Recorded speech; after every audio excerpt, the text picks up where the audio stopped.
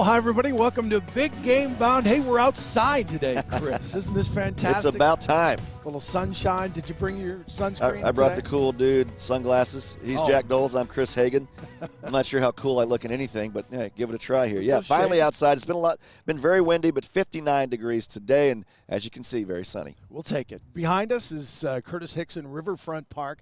A lot of the Super Bowl concerts will be there. Let's get you up to date on what we've got on today's show. Really excited. Our guests, Warren Sapp and Charlie Arnold from First Take. So some great conversation coming up. We'll also we're going to talk about defenses today and our team focus, the Dallas Cowboys. But let's just get rolling right into this show with our big first guest. That's right. When you think about the Tampa Bay Buccaneers, first, you think about the creamsicle uniforms. Yeah. I know you're like me. But secondly, you think about the Hall of Famer, Warren Sapp. We spoke to the big guy, and as you might imagine, he's pretty excited for the big game to be right here in Tampa. For the first time ever in the history of a 101-year-old league, our Buccaneers is locked and loaded in Raymond James Stadium. Could it get any better? I mean, me and Brooks dreamed of doing it in 2000, and then Ray Lewis came down with our formula and actually showed us how to get it done. So this is going to be a whole new thing because we got the GOAT in the back door, and boy, in Brady, we do trust. I could imagine you would, but who would you rather have at quarterback for this game, Brady or Mahomes? Oh, no, see, you can't do that to me because I'm a Buck, baby, so I got to go with my guy. But if I was a defensive lineman that wanted to go hunt quarterbacks every week, I want that young fella out in Kansas City. I mean, he's only worth $500 million. Yeah, I mean, yeah, that's chump change compared to what all you made in your career, Warren. When you think about Tom Brady, a quarterback that throughout the league, I mean, some people love to hate this guy, especially defensive players like sick of hearing about Tom Brady. But when he signs with the Bucs, how quickly could you just flip the script and say, "Hey, we love Tom Brady"? No. I told everybody Tom needs to carry us to deep in the playoffs because that's what Tom Brady's known for. I mean, everybody in Tampa was talking about Super Bowl or bust, and the season that we have, nobody would think we'd be in this situation right now. But everything clicked at the right time, and he got the boys on the same page, and off we went. I mean, you see it in Mahomes, what makes him great. He's just so creative, so athletic. What is it with Brady? Why is it that he's won 6 Super Bowls and now playing in his 10th Super Bowl? Is it just his competitiveness? What is his secret? No, me and Brooks and Lynch are real competitive. We should have more than one championship and way more than 2 NFC championship games, no doubt about it. But no, the ability of Tom to dissect what you're trying to do to him, find the open guys and get his guys on the same page to see the same thing that he sees and then execute. I mean, but he's still 43. We saw him miss that pass to Godwin on that out route, and that's wide open. I mean, all day long we get that from Tom. But, hey, you know, he's showing that he's 43 years old, but if you give him a chance to kill you, you're dead man. You think about how the game evolves, and Brady is one of that old school guy like a Big Ben or a Drew Brees or a Peyton Manning, that he's not the most mobile guy. You don't have to worry about him taking off. But then you see the guys like Lamar Jackson, you see Mahomes, this new breed of quarterback. How difficult would that make life for you and these guys these days when you realize these guys can get you in 100 different ways? I mean, we talking about Josh Allen, one of the biggest quarterbacks out there that's running like he's running too. So, I mean, let's not just look at, you know, Deshaun Watson out there playing Houdini in Houston. But you know what? I always like the mobile quarterback. If you really think you're going to run on us, then if you can get past me and Brooks, and then Lynch is right there. So come on with it, man. Don't throw it. Come on, take off running, you know. But these kids are special. It really be a challenge. It really would be a challenge, but I love a good challenge. How special was it playing in Tampa, and how sad is it that COVID is taking so much of the excitement and the people away from this game? We would get the one Super Bowl that has a damn global pandemic attached to it, and we have the GOAT, and the damn thing is in a lovely place that's going to be about 65, 70 degrees. I mean, it's just 2/3 of the stadium going to be empty. That's just wrong. In every sense of the word. But we're going to enjoy this win. You know, we got the team and the quarterback to go get it done. And I know our coordinators and our head coach are all on the same page. And I'm just waiting to see it. I mean, I'm the last guy to go straight from an NFC championship game to a Super Bowl and go win one. So, you brought to us by BetUS, your podcast. How fun is that to just talk football for a living now instead of chasing down quarterbacks? Oh, no, there's nothing funner than chasing a quarterback down and hearing him go, oomph. Come on now. but joining you fellas and enjoying the game right now, because it's a game really of a lot of skill, and these kids are playing it at a level that, we've never seen before, and they're going up and down the field, and I really enjoy it. Well, he's Hall of Famer Warren Sapp. It's been great to have you on Big Game Bound. Warren, great to see you. Thanks for joining us. Hey, anytime, fellas. Stay safe, my friend. Yeah, that was a fun conversation. Went a little longer. One of the other things he said that was so fun was we asked him about swapping jerseys at the end of the game, and there is no way you're getting his jersey off his back if you won that game and beat his team. Yeah, he said he was old school like us. Like, hey, save the handshakes and all the fun stuff for the Pro Bowl or the offseason, because after a game, win or lose, he's not about posing for pictures and high fives and all that stuff. So, yeah, he's a throwback guy, and a lot of laughs definitely with Warren Sapp. Yeah, he's a Miami Hurricane, and so is Jarrett Payton. Let's bring him in right now. Got to do it. I'm going to do it right there. Am I doing that right? JP, got that right?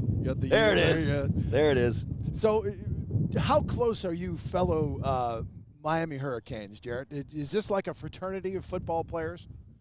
Yeah, it is, you guys. I mean, it's amazing. I'm going to tell you this. When I had my first start against Florida State, I lived in a condo down on the beach in Miami, had no clue, had a cell phone and also had a landline, but didn't know the number to it. And I get a call one day right before my first start against Florida State at Doak Campbell. And I pick up the phone and it's Warren Sapp. And he's like, "You ready for the game?" And I said, "How did you get this phone number? I don't even know this phone number." So, it is a brotherhood and we all stick together, but it's a tradition. It's a family. And it's probably one of the, other than my family, it's the best family I could be a part of. It's the best situation I ever was in was going to Miami. Yeah, what I can't get past is lived in a condo in Miami, like on the beach. I mean, it's a rough life. Yeah, rough life for a college athlete at the U. Jarrett, you're an offensive guy. Sapp, of course, a defensive guy. Coming into this game, it's the offenses and the quarterbacks getting all the love and all the pub. Let's talk about the defenses, because that might be what determines the winner of this Super Bowl 55. Yeah, definitely. It's going to, break this thing down when you start looking at both sides. I think the Chiefs don't get enough credit for how good they are actually on defense because of how good the offense is. The offense being ranked number 1 in the NFL this past year. Defense was ranked 16th, but the Buccaneers, this is going to be their calling card of how they got to this big game, is if they can find a way to be disciplined on defense. And can they rush forward to get after Mahomes? That's not always the easiest thing, because if you bring pressure, he is so good when you blitz him and find ways to be able to get outside the pocket and make plays. But also as well, you look at on the flip side, Spags' defense, they find a way against the Bills. I mean, they were playing most of the time that game with 4 safeties in the game just to try to be able to stop the run. So it's going to be who can have a more balanced attack, especially on the ground game, and who can stop it. And we looked at, the Buccaneers, they were lights out against stopping the run this year during the regular season. So defensively, this is going to be a battle, but I still believe in my heart that, the Chiefs don't get enough credit for what they do on the defensive side of the ball.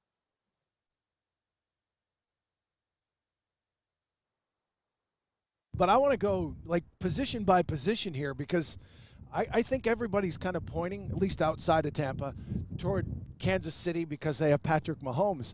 But position by position, to me, it feels like advantage Tampa Bay. So let's start first that defensive line. Which of those teams, Jarrett, do you think has a better D-line?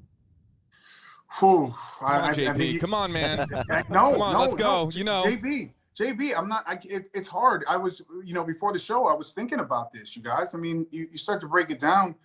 I look at that defensive line for Tampa Bay, and they're relentless. And I think, like I said, that's going to be key. I would definitely take, their defensive line over what's going on the other side with the Chiefs. But you also just look at the front seven, Devin White as well, being at the linebacker position. Everything that they do, that they figure out a way to be able to get after you.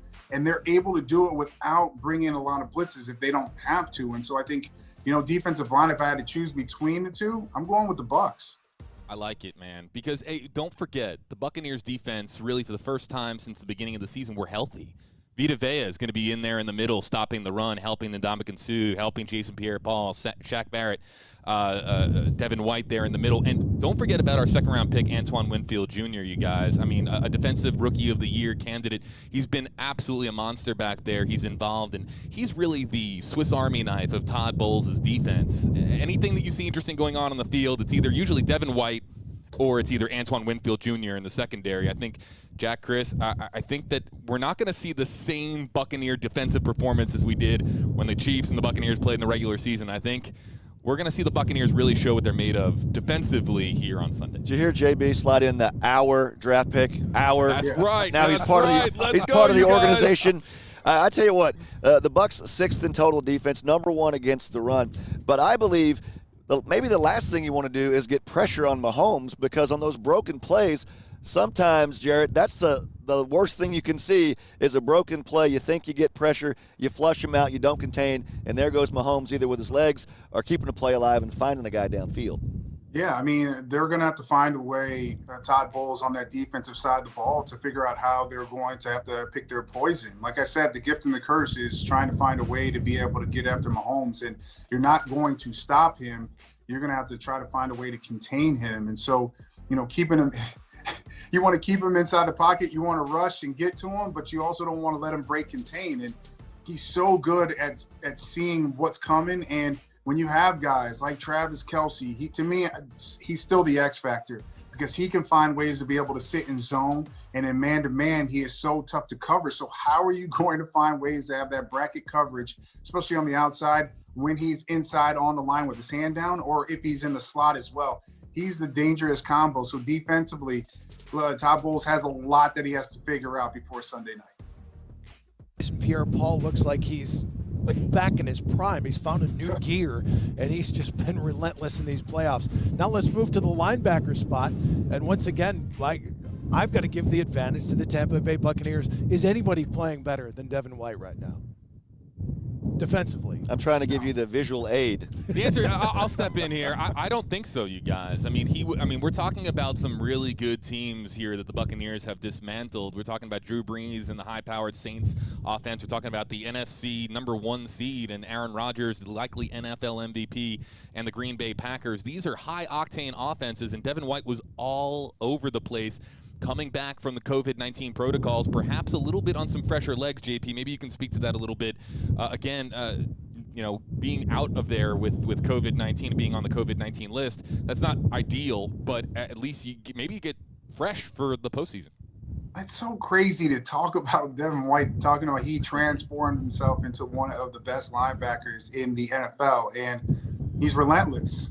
And that's what you want. You want your middle linebacker to be relentless. You want him to be all over the place. And those guys, especially when you have the neck for the ball and also the speed, now you can get sideline to sideline and you can make those plays. But yeah, I'm going with the Bucs linebacker core as well. It's so crazy that we're going to break this down, but still think that, the Chiefs are still 3-point favorite in this game. I mean, it's still amazing when you look at how good those defenses and see going up against certain teams like the Packers, you're going up against Aaron Rodgers. Just seeing what they did in the NFC Championship game shows me that they can do it against the Chiefs. But the Chiefs have a little bit more firepower. It's not on the offensive side of the ball. It's a lot of different guys, and they have a lot of speed. So I want to see how they interact and how that interchanges in this game on Sunday. Yeah, guys, I'm really looking forward to what is going to be an incredible defensive matchup. Who would be the pick? You know what? We're gonna transition now to a Dolphin, and not a Miami Dolphin, you guys. We're gonna take you over here to Clearwater Marine Aquarium. Okay, check this out. This is Nick the Dolphin. JP, I don't know if you've seen this yet. This dolphin is, as I understand it, 6 for 6 on recent picks. So this is a big deal here in Tampa Bay. On the left, you see the Tampa Bay football. On the right, you see the Kansas City Chiefs football. Nick the Dolphin is swimming up here. Now, this is like a big moment here. And watch what Nick the Dolphin here selects. Oh, coming over. Swimming, thinking. Brady, Mahomes. Come on, Nick. Reed. Oh, and go. It's the Kansas City Chiefs. You know, if he's 6 for 6, I can't believe that Nick is giving his picks away for free. You'd think he'd have a website or an 800 number, but that's pretty impressive. And, Dolphins are supposedly as smart as humans, if not smarter. Here's the instant replay, Chris. You can see Nick really arching skyward there, very Randy Moss-like there, and nabbing the football. Not looking good for Bucs fans. There was no hesitation. No hesitation. I think Nick had a clear pick. I think it's going to come down to, Tony Dungy once said to me, not to name drop or anything, he said, a football game will come down to like 5 plays. You don't know what 5 plays there are. It could be in the first quarter, could be in the fourth quarter. I think that'll be the case. You talk about Bruce Arians, no risk it, no biscuit. I think Mahomes has some of that in him as well, JP. He'll try to make the big play. He'll extend the play, and sometimes you're like, what were you thinking? If you can steal a possession, if you're the Bucs, maybe even get a pick 6, get something like that in what could be a high-scoring affair, I think that'll be the difference. I think turnovers, what defense can create a turnover, I think that'll be huge in this one. Yeah, first off, I think they put some Cheez-Its or something on that. But I just want to let's continue the defense conversation just briefly here, because now we got to go to the secondary, and I think that's where maybe the youth of the Tampa Bay Buccaneers could become an issue. Jarrett, I want you to answer this. How much pressure is on Winfield and this secondary of the Kansas City Chiefs, the Tampa Bay Buccaneers, when you've got a guy like Mahomes who can just sling it all over the place? Will youth be an issue? I think so, just a little bit. I mean, that's always an issue when you're looking at defenses that are playing in this big game. And yeah, I think they're going to be tested. They were tested the last time that they played, but you guys know when it comes down to football, you can have young guys on the back end of your defense. As long as that defensive line in that front 7 that we were talking about has the opportunity to get after Patrick Mahomes a little bit, and they can find ways to sack him like they did Aaron Rodgers and put pressure on him, that's the best thing to be able to help out that young back end of your defense. So, yeah, they're going to be tested. They were tested before the last time they played, but still doesn't mean it's a team effort, especially a team unit on defense. And if you can find a way to be able to create some turnovers, I think, and run the football, I think that's going to give the Bucs the best opportunity to be able to win this game. Lots been made about the Bucs being the first team to play a Super Bowl in their home stadium. But it's not exactly a home game. We see the huge banner, Chiefs Kingdom, thrown over the side of Raymond James Stadium. And, JB, I understand something else will be done to maybe take away some of that home field advantage for the Bucs. Yeah, Chris, this was a big story over the last week in Tampa Bay, because Tampa Bay has home field advantage, but not really, because the Super Bowl, as you guys know, is a neutral site. And a really big headline all week long here, not just for WFLA, but really across the entire Tampa Bay area, is whether or not they were going to sound the cannons. Of course, the pirate ship there at Raymond James Stadium. It's a big deal because the pirate cannons go off every time the Buccaneers score. And, guys, I've been to Raymond James Stadium many a times, and I can tell you it is loud. And it really gets your juices going, man. It really gets your adrenaline pumping. And so the NFL decided that on Buccaneer scores, the cannons would not be sounded. Not for touchdowns, not for field goals, safeties, nothing. The only time it is going to sound is during the pregame and postgame, should the Buccaneers emerge victorious. So I leave it to the three of you guys. Did the NFL make the right call here? And we got poll results coming up here as well. I'm going to say it's a good idea. I mean, obviously, it's a unique situation. This is the first time you got a home team. They're getting all those advantages anyway. Tom Brady talks about no travel, sleeping in his own bed, time to prepare like it's a regular home game. And, the Chiefs are getting here later. I don't think you want to just say, hey, this is a true road game. You try to have some kind of that neutrality. And let's face it, they know where they are. They know they're on the road. You don't have to have all those game day features that you have, and I think it's a good decision. Yeah, I wouldn't be surprised if there are some Buck fans that live in the vicinity that have some mortars or M80s or something a lot of cannons around the area. I think that's true. But Jarrett, when you're, home game, road game, I know some guys say, hey, I'll play the Super Bowl on the moon as long as I'm in the Super Bowl.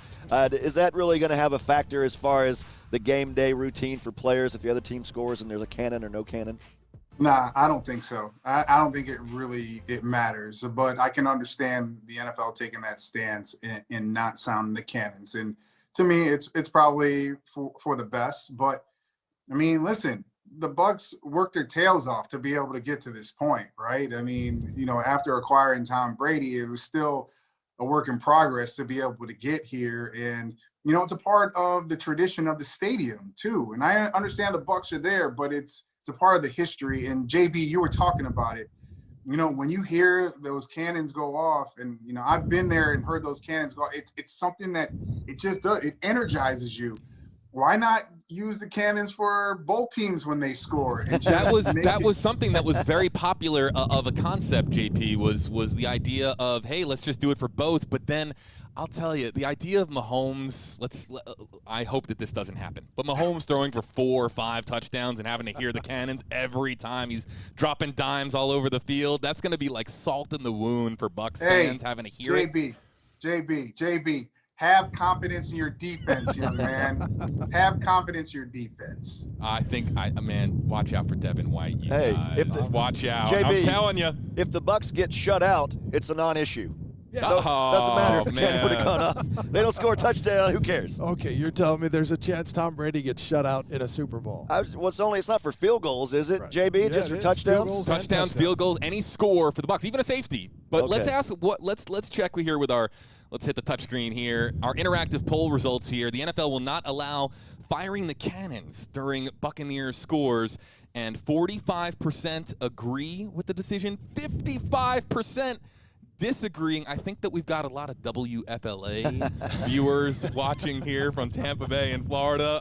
I think Kansas City fans, Chiefs Kingdom, needs to stand up here in our poll results, but that's what you have. It's pretty split here, though, a 44-56 split here in our interactive big game bound poll here, you guys. Pretty neat. So we're gonna keep Jarrett around because we're gonna make him work a little overtime. Now we're gonna shift into our team focus, and to tee that up for us, here's our Cowboys correspondent from Big Game Bound, Matt Roberts. Well, the drought continues for the Dallas Cowboys, who have not made a conference championship game since January of 1996. A quarter century of walking through the wilderness, trying to find that right combination that has been elusive for Jerry Jones and company. They believe they have the quarterback in Dak Prescott and a Super Bowl champion at head coach in Mike McCarthy. But Dallas will really need to take a hard look at their defense this year, coming off a year where they gave up a franchise record 473 points. They've started doing so by bringing in Dan Quinn as the defensive coordinator. Now they will need to focus on bolstering the defensive line and a position they have largely ignored since Darren Woodson left, the safety position. And their once dominant offensive line is showing their age, so it's probably not time for a full-scale rebuild just yet, but they will need to get a reliable backup swing tackle that can fill in at left or right tackle, especially after Lyle Collins missed all of last season and former All-Pro left tackle Tyron Smith has not played more than 13 games in any season since 2015. Covering the Cowboys, I'm Matt Roberts. Big thanks to Matt Roberts for joining us there and outlining. He knows the Cowboys far better than the four of us do, but we're going to jump in here, you guys, and talk Cowboys football because Dak Prescott, of course, goes out with that crippling injury. I mean, that was so difficult to watch, especially with how good that offense was looking. And then really everything just kind of the wheels fell off the cart, so to speak. Is the off season for the Dallas Cowboys as simple as making sure Dak is good to go, healthy, good to go, and then just making sure that the defense is completely revamped? Or what are the off season priorities, you guys, for the Dallas Cowboys? 6-10 last year. I'd say that it starts with Dak because, you know, he bet on himself. He was going to play last year and then try to go earn that money. He was having his best season ever. He gets hurt and people say, wow, he really blew it. No, he didn't. He bet on himself and he won because you saw what a train wreck the Cowboys were without Dak Prescott. You see the quarterback market now. You want him to be healthy. They say he can come back, as gruesome as that injury was. You got to get Dak back in the mix, and I think you can pick up where you left off and build on the momentum he had in his still relatively young career. Jarrett, do you foresee any scenario where the Cowboys are going forward with a different quarterback? Can they mess up this negotiation to keep him in town?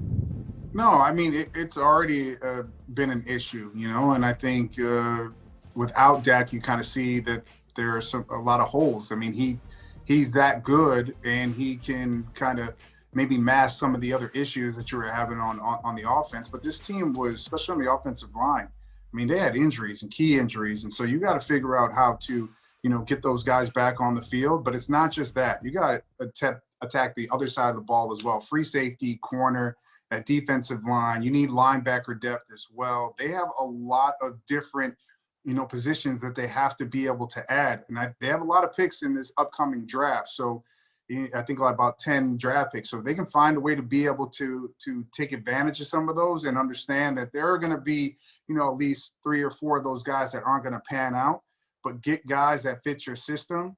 But Dak is still the guy that you have to be able to sign, get him squared away. And hopefully he comes back fully healthy, because when he does, he is that leader. And you could tell just by JB, when he was leaving off the field, just seeing those fans in the stands and what he means to the Cowboys nation and also into, people around Dallas. He is one of those amazing quarterbacks. I would love to have him here in Chicago, I'll tell you that. Can Jerry mess it up? Is that possible? Yes, anything is possible. I'm not calling anybody out, but when you look at, over time, I mean, man, this is an organization that has Lombardi trophies, but they haven't been there in so long. They got the 90s were so long ago. They have some of the pieces. They have to figure out in that division, they could take advantage. They still haven't been able to, but we all know it starts at the quarterback position, but they still have a lot of holes to fill. That offense was a fantasy football owner's dream last year. Whoever you had was gold, and Dak goes down, and suddenly Zeke wasn't as good. The receivers weren't putting up those kind of numbers. It was a big mess once went he was from gone. gold to fool's gold. Yeah, well, and real quick, I know we got to probably move on, but to me, you look at Zeke. I think that is probably one of the biggest factors, because this team ran the football, and knowing Zeke, and when he is not on, he did not have the year that a lot of people expected him to have. They got to become that team that runs the football first and then play action off of that with those receivers on the outside. But he has to be right. So it's not just Dak. This team was running with him and my guys. So you got to figure out how him and Zeke can kind of get back into their groove again, so that offense can get sticking on the right cylinders. Really quick, I want to go around all three of you here before we go to NFL Experience, because we have a report here coming up from NFL Experience here in Tampa. Real quick, is Mike McCarthy in year 2 already on the hot seat? Chris, start with you, or is that premature? The second you join the staff working for Jerry Jones, you're on the hot seat, so yes. But he's got a history of holding coaches way too long. Right. So, and I think holding him beyond this year, for me, was way too long. There were too many games last year where they just did not show heart. Can you draft heart in the NFL draft? Because that's what they need. They need more of that, and they need some real help on defense at so many different spots. That's where I go with the draft capital. But I think he's on a hot seat, yes, but Jones has a history of holding guys too long. JP, final word before we say farewell? No, I don't think so just yet. I think they got to get all those pieces together, though, Jack, to be able to figure out, give him the team that he needs. I think it was unfair to see how things kind of went down this past season for him. So hopefully they can get healthy, then see what kind of season they have, and then we'll talk about the hot seat. But, Chris, I agree with you. Anytime you take a job with Jerry Jones, you never know. You're on the hot seat as soon as you sign your name on the dotted line. Jarrett Payton, WGN Sports, man, joining us from Chicago, flexing here with the awesome backdrop, by the way. Oh, come on, man. Just had to do it. Look at this guy. All right, guys, we're going to take you now to NFL Experience. Gabrielle Shirley joins us and talks about how fans are going to be able to get in to the experience. I'm Gabrielle Shirley here at the Super Bowl Experience at Julian B. Lane Riverfront Park. Good news for anyone that wants to visit this event. Reservations. You don't need one today. You can come and be a walk-up. The event starts at 3 o'clock. It ends at 10 p.m. Now, this is very exciting because days before this event even opened, take a look at all the fun stuff you have to do. The reservation system. It was full. You could not come.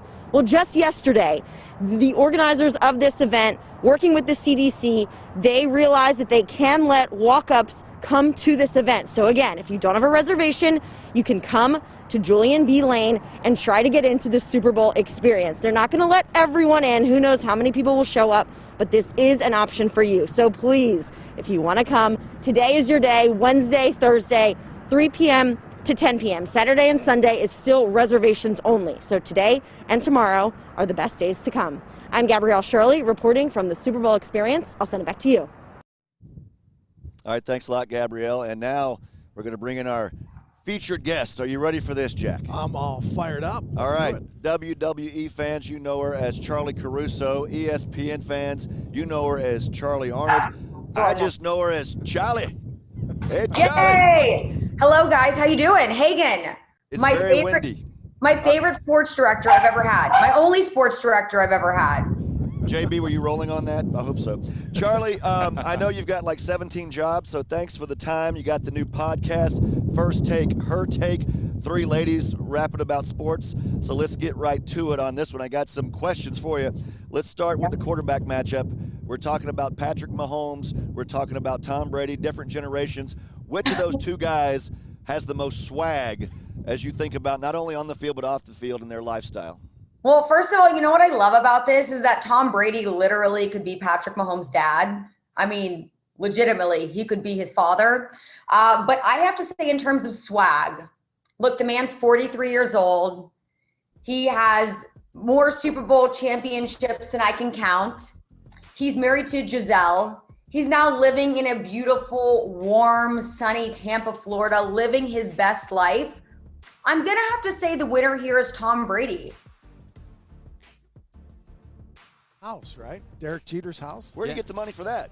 He's just probably renting it. Charlie, $1 a month. Yeah, no big deal. Pocket change. I mean, I'm on that level now, so I understand. Well, what's funny, yeah, I know you are. When you think about the world of the WWE and each guy and gal, they have their song, they have their attitude. Can you think of any NFL players, maybe not necessarily in the Super Bowl, but in the league that could pull off being one of those pro wrestlers and have that same kind of machismo, if you will? Well, of course I can think of one, and he plays for the Bucks, and he also was in WWE already for a short amount of time. I actually interviewed him at this past year's WrestleMania. That would be Rob Gronkowski. I mean, the man knows how to talk. The man is absolutely, he's a lunatic in the best way possible. Again, I can relate. So I think Rob Gronkowski, once he's ready to hang up those cleats, he definitely has a future in the WWE, and he got a short taste of that again earlier this year. But look, when you have an invitation to come play once again with former teammate Tom Brady, and look at him now go to the Super Bowl with the Bucks, can't pass that up. We know you think Tom Brady has more swag. Which of these two quarterbacks would you rather have playing for your team in this game?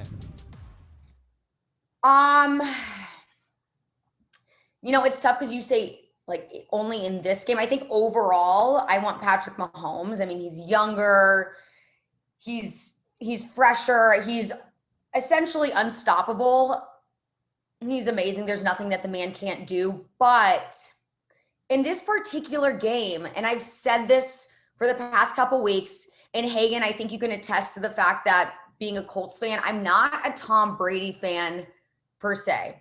You know, they kind of are polar opposites. But I like Tom Brady in this game. And I have something inside of me, as much as I hate to admit it, that I think the Bucks are going to pull this one off.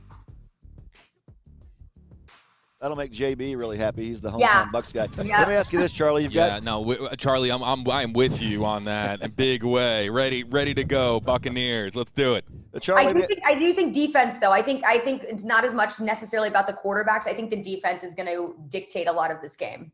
Charlie, you're like a trailblazer. You've done so much in your career, and in roles where it used to be only men would be, you know, beside the wrestling rink asking the questions. You now in this Super Bowl, we're going to have a first ever female official. Last year we had the first female assistant coach in the Super Bowl, and obviously, like you said, women love sports just as much as men. Through the years, we've seen that. You have a voice now with the podcast. Do you think maybe the men have kind of slept on that demographic and not realized how important sports is to the female gender as well? I don't necessarily think that men have slept on it. I just think that women have been given a platform now more than ever to really step up and be recognized. And I think that men are responding really positively to that. I still think that women have a long way to come. But I think that, you know, we're reaching an era where it's very noticeable that women can do everything that men can, if not better, guys. Sorry, hate to say it. No, I'm just joking. But, you know, First Take, Her Take is ESPN's first all-female driven podcast. So because of that, and also the fact that they really believe in all three of us, myself, Kimberly Martin, and Chiney Ogumake. They're really putting a lot of time and energy into helping us become successful, because I think at the end of the day, it's not only what you're able to do, but the people behind you who want you to win. And those are that are pushing you in the right direction. And that's how I feel being at ESPN. That's how I feel being at WWE. And I'm really just happy to see all of my female counterparts getting the platform and the stage that they deserve to step up and do their thing. We see a barrier broken here with Sarah Thomas being the first official. What's the next hurdle? What's the next thing you can see a woman doing in the NFL or in another sport? Do we dare dream of a day there's a head coach? Yeah, absolutely. The official wearing the white hat? Yeah, no, I was absolutely, because and her name's escaping me right now, the San Antonio assistant coach. She had the opportunity to step up. Yes, a few weeks ago, and that was the first time there was a female head coach, acting head coach in a game, which was incredible. But I would love to see that in the NFL. And I definitely think we're headed in that direction. I mean, we're seeing females taking positions of all sorts on different teams and, you know, in terms of officiating. And I don't think we're that far off from it. I think we just need to get more women in the game where it becomes more of a reality, because if there's only a couple of women here and there, they're still very much outnumbered by the men. But I think once it's more saturated with women, they're going to be given so many more opportunities, because the competition is going to be that much greater for the guys. All right, Charlie, last thing for you. You can get a shot here of me and Jack. He's a little bit bigger than me, but everybody is. Steel cage match. Who you got, me or Jack Doles? Oh, wow. Oh, gosh. Well, look. She's thinking. Hagan, you know I'm loyal. I'm loyal to a fault. And sometimes you got to go with the underdog. Yeah. Okay, I'm going with you. All right, get that script written by somebody at WWE, and we'll make it happen. Charlie, congratulations on all the success. We'll look for you on ESPN First Take, the podcast First Take, Her Take, and, of course, WWE. Always great to see you. Now go do one of your 12 Hagan, I think jobs. I'm going to be in Tampa this weekend, so look for me there. Dinner's on you. There's no question about that. Done. Awesome. Let me know stuff where there. it's at. We'll find you. Hey, that's Charlie Arnold, Charlie Caruso. Call her what you want, but don't call her late for dinner, because the girl can eat. All right, JB, we're going to say goodbye now. What do you think? I think so, you guys. Great having Charlie on the show. Great having our entire audience voting. One more time here, I want to show this here to you. The NFL won't allow the firing of the cannons during the Bucs scores. We've just gotten another 500 or so votes here, and it's now a 45-55 split here. The nation is split. It is. And again, the Buccaneers will be in Raymond James Stadium and not hear the sound of the cannons for a Bucs TD or a field goal or a safety, and that's a little strange for those who frequently visit Raymond James Stadium for the Bucs games. But I'll send it, guys, back over to you. Again, a beautiful backdrop here on a beautiful day here in Tampa. A little cold and chilly out there. The wind, I was trying to rock your levels here a little bit. A little windy out there, but, hey, this is better than Grand Rapids and Indianapolis right now. What do you think? Is the burnometer registering anything yet? Yes, I'll check in an hour. I may go on the side. The sideburn's always cool, too. But we'll take this. Hey, we're not complaining. It's sunshine, blue sky, beautiful backdrop. The Super Bowl's another day closer, and it's just great to be alive and outside. You can't beat that. Hey, for JB, JP, Charlie Arnold, Warren Sapp, and Jack Doles, I'm Chris Hagan. Thanks for tuning in. We'll see you tomorrow on Big Game Bound.